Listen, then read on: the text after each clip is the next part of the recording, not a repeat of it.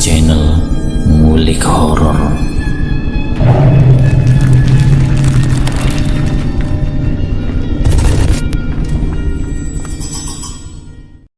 Assalamualaikum warahmatullahi wabarakatuh. Kembali lagi di channel Ngulik Horor. Channel kami menceritakan tentang kisah-kisah misteri yang mungkin bisa menemani agan-agan dan sista semua ya. Kali ini saya akan membawakan kisah misteri yang ditulis oleh Muhammad Arif Ihsani SK. Kalian juga dapat mengunjungi FB-nya langsung ya. Nanti linknya saya akan sediakan di kolom deskripsinya. Oh ya, di dalam cerita ini, nama dan tempatnya saya samarkan semua ya, untuk menjaga privasi pihak yang terlibat di dalamnya. Yuk, daripada kita lama-lama, langsung saja kita simak ceritanya. Bismillahirrahmanirrahim. Kali ini saya akan membawakan kisah misteri yang berjudul Tobatnya Sang Pemakai Narkoba. Aku sengaja akan sedikit berbagi dari beberapa kasus yang saya temui sejak dulu hingga kini. Sebut saja namanya Fulan bin Fulan, yang terbilang ia masih cukup muda, baru tamat sekolah. Beliau seorang pemakai narkoba.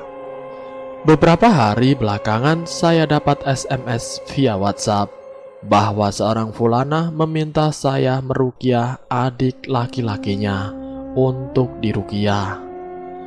Awalnya saya tidak begitu mendetail seperti apa dan bagaimana kisah kejanggalan adiknya si Fulan. Singkat cerita, saya memenuhi undangannya untuk hadir ke rumahnya, dan beberapa saat kemudian pasca saya hadir, berkisaran 10-15 menit, muncullah masuk menyapa dengan kondisi berpakaian baju kaos mengenakan jaket dan celana jeans dengan mode dengkul celana sobek, mengikuti style atau gaya hidup remaja zaman now kini pada umumnya. Saya melihat dari sebuah raut wajahnya yang menggambarkan sebuah ketakutan, dan pada akhirnya kami pun saling berjabatan.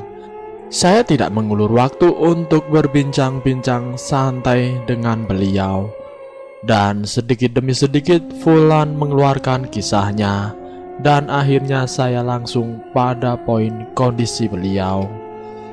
Karena saya dapat info dari salah satu keluarganya, beliau saat-saat ini sering atau kerap kali memakai narkoba di luar lingkungan keluarganya.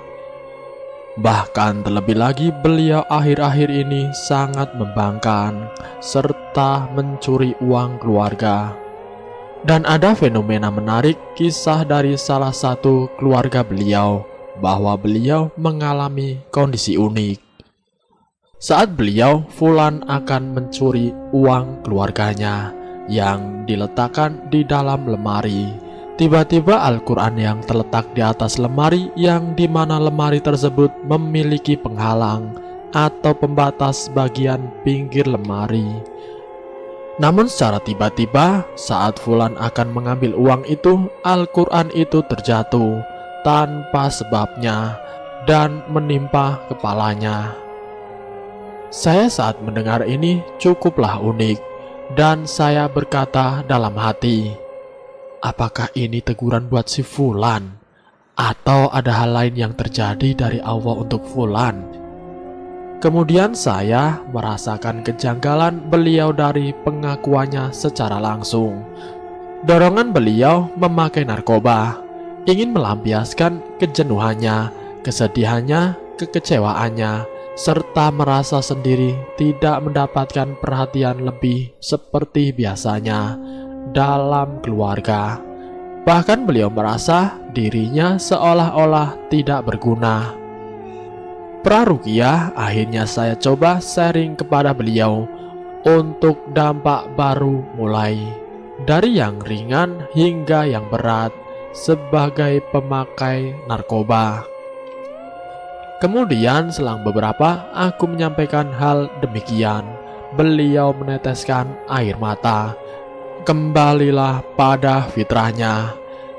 Akhirnya beliau menyadari kesalahan demikian, hingga air mata itu menetes, dan beliau bisa menerima apa yang aku sampaikan. Dan pada akhirnya sesi ruqyah pun berlanjut. Kemudian selang baru beberapa ayat, Fulan tiba-tiba tepar ke belakang. Ia terjatuh. Reaksi saat ruqyah, tidak banyak pembicaraan saat si Fulan bereaksi. Namun aku mencoba terus melanjutkan sesi ruqyahnya, hingga reaksi jin yang menguasai Fulan berkata, "Aku masuk dalam kolbunya," kata jin itu. "Aku tidak menanggapi hal demikian," jawab si peruqyah. "Aku hanya mendakwai jin si Fulan agar untuk beribadah kepada Allah Ta'ala, sebagaimana Allah Ta'ala berfirman, 'Aku tidak menciptakan jin dan manusia, melainkan agar mereka beribadah kepadaku.'" QS Az-Zariyat 51 ayat 56. Dan sesaat momen reaksi ini cukup melelahkan tenaga. Tahap demi tahap coba terus saya upayakan untuk eksekusinya. Dan alhamdulillah, saat akhir ujung reaksi si Fulan sadar, dan tidak kuasa saat beliau tersadar seperti baru bangun tidur. Dan air mata pun deras mengalir dari si Fulan. Beliau menatap kakak perempuannya, lalu memeluk dan meminta maaf padanya atas apa yang telah beliau perbuat sebelumnya, hingga suasana saat itu sangat haru. Semua kakak perempuan lainnya si Fulan ikut menangis melihat adiknya tersadar, dan mereka saling memeluk erat dengan jiwa yang haru bercampur bahagia, serta salah satu kakak perempuan sang Fulan menasehati adiknya untuk menelpon ibunya di kampung serta ayah beliau agar si Fulan bicara dan meminta maaf terhadap ibu dan ayahnya di kampung. Suasana saat itu benar-benar membuat saya bergetar di hati ini, iri bercampur bahagia melihat situasi saat itu. Jujur saja saya iri melihat mereka masih memiliki orang tua yang utuh dan sempat meminta maaf via telepon. Jadi untuk kalian semua, sadarlah yang kini masih gemar dan terpedaya dalam bisikan setan atau jin untuk memakai narkoba. Ingatlah, jangan pernah mengikuti langkah-langkah setan, sebagaimana Allah Ta'ala berfirman, "Wahai orang-orang yang beriman, masuklah ke dalam Islam secara keseluruhan, dan janganlah kamu ikuti langkah-langkah setan. Sungguh ia musuh yang nyata bagimu." QS Al-Baqarah 2 ayat 208.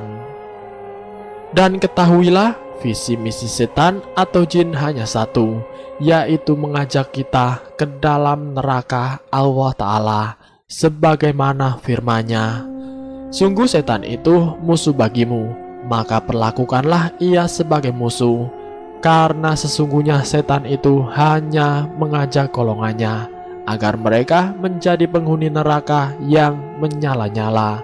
QS Fatir 35 ayat 6. Sadarlah wahai saudara-saudariku, kembalilah di jalan Allah Ta'ala.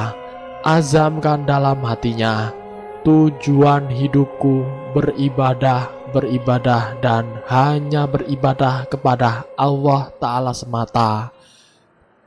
Dan jangan kotori jiwa kita dengan maksiat dan dosa yang telah kita perbuat. Semoga kisah ini dapat diambil satu broh atau kebaikannya, insya Allah. Amin ya robbal alamin. Wallahu alam. Dan selesai. Itulah kisah ruqyah singkat yang berjudul Taubatnya Sang Pemakai Narkoba. Semoga kita semua tidak mengalami hal seperti ini. Semoga pula kita dijauhkan dari hal-hal yang seperti ini. Semoga kita semua selalu dalam lindungan Allah Ta'ala. Terima kasih sudah mampir di channel kami. Jika kalian tertarik dengan video kami, silahkan tekan tombol like, share, dan komen. Tekan subscribe untuk mengikuti video kami selanjutnya. Wassalamualaikum warahmatullahi wabarakatuh.